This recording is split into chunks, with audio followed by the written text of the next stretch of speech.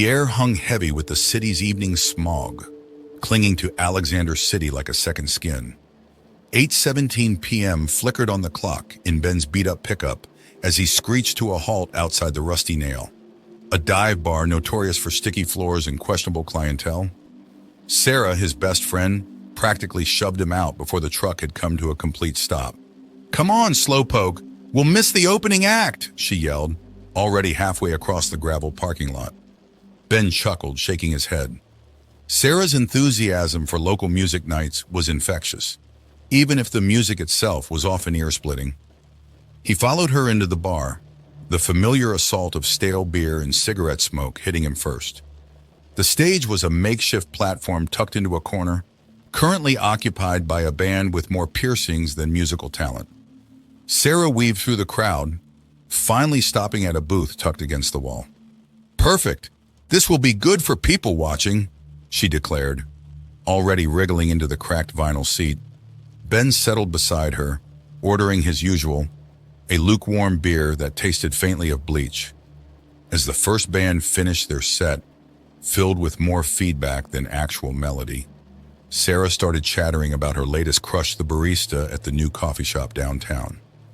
Ben listened with half an ear, his gaze scanning the room. A couple of drinks later, the familiar weight of his phone in his pocket was absent. He patted his jeans frantically, a bead of sweat forming on his forehead.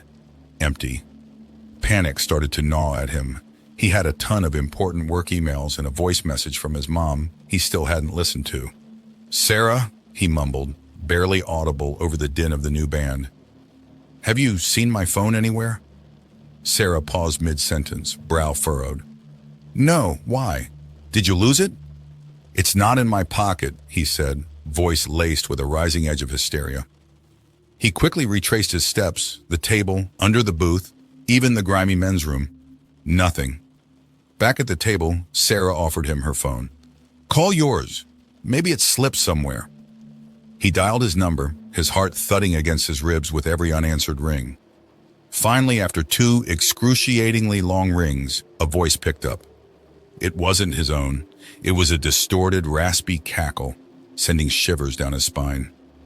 "Hello?" Ben choked out, voice barely a whisper. The only response was another choked giggle, followed by a mocking click. The line went dead. He tried calling again and again, but received only the chilling silence on the other end. As the night wore on, Sarah's cheery mood began to dim, replaced by a worried frown with each unanswered call. By the time the bar shut down, Ben had resigned himself to a lost phone and a hefty repair bill. The drive home was punctuated by an uncomfortable silence. Sarah kept glancing at him with a mix of concern and unease. Pulling into his driveway, he noticed 2 things. The porch light was inexplicably off. He always left it on at night. And his bedroom window, on the second floor, was cracked open a hair. A sudden wave of unease washed over him. He vaguely remembered closing the window before leaving for the bar. Or did he? His memory felt fuzzy, the last few hours shrouded in a haze of cheap beer and distorted phone calls.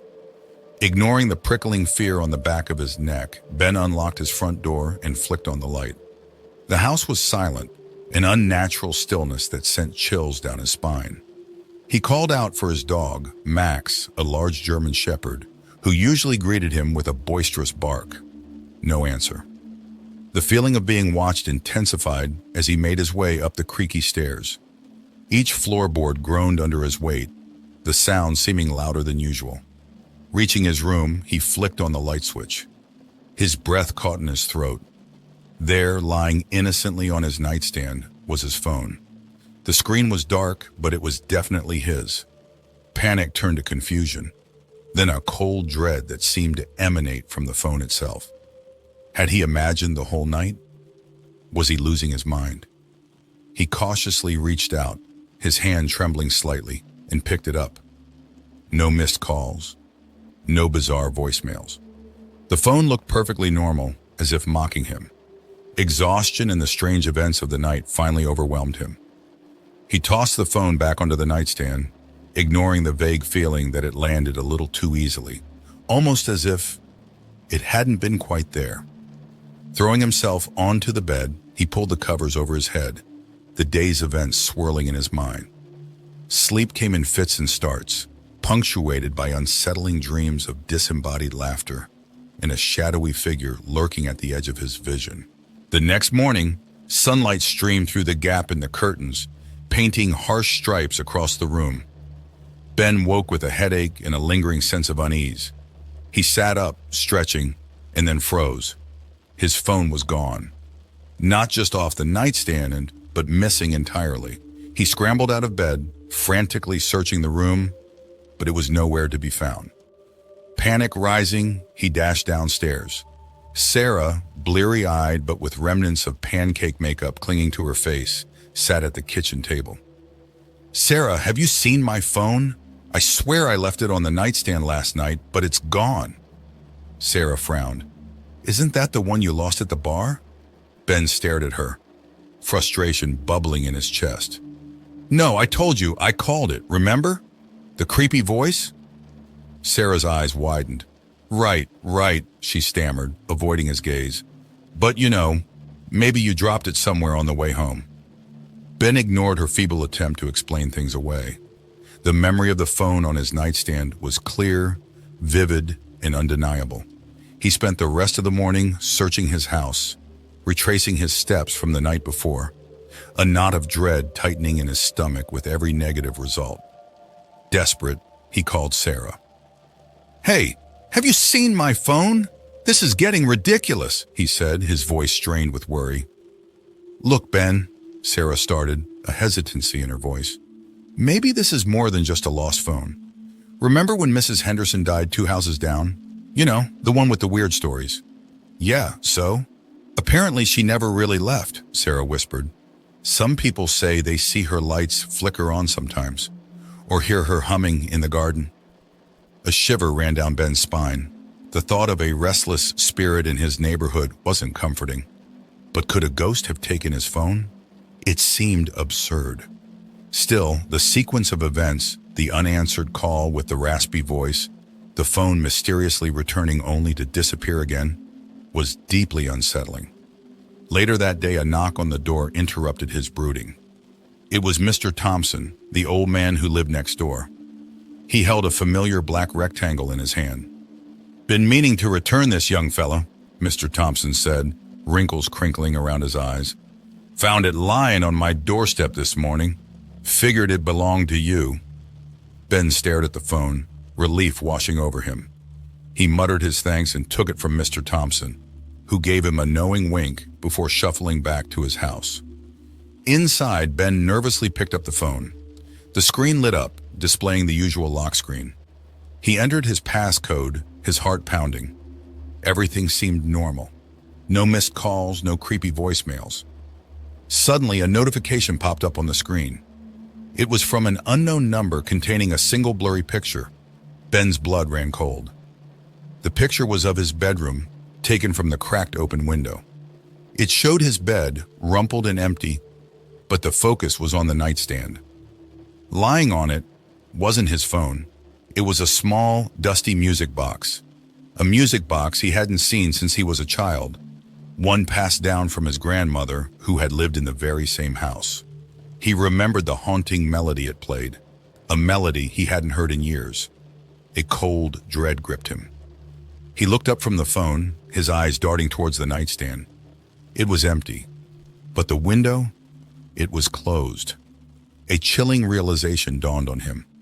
The ghost wasn't after his phone. It wanted something else entirely, something far more personal.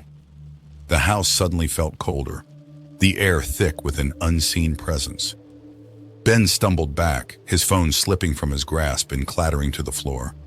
He didn't dare look away from the window, his mind racing. His grandmother's music box. What did it mean? Why did the ghost want it?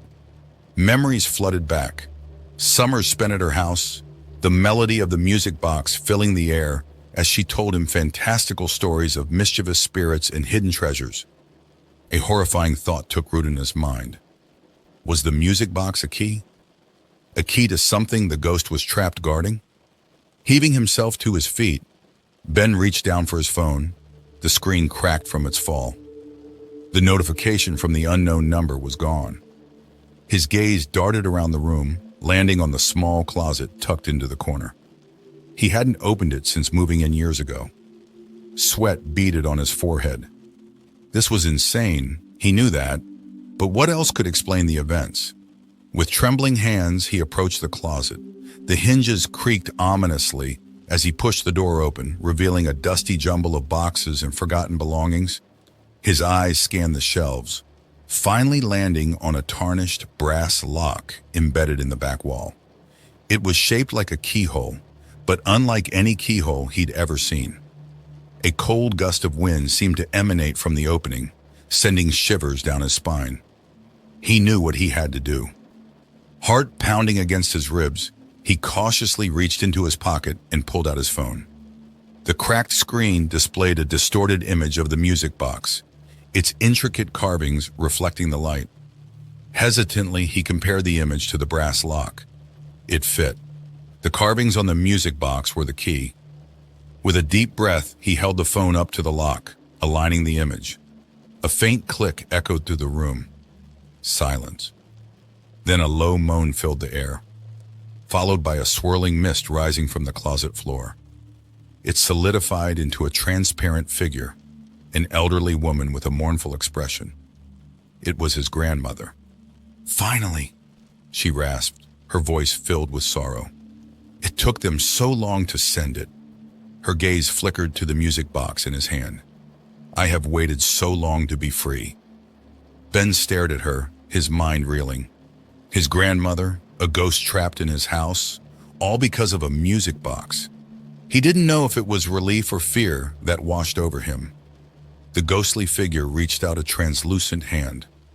"Thank you, child," she whispered, her form beginning to fade. "Now please, let the melody play one last time." Ben stood frozen, the music box heavy in his hand. He knew he had a choice to make: help her find peace or risk unleashing whatever secrets the lock held captive. The air grew colder, the swirling mist swirling around him, urging him to make a decision.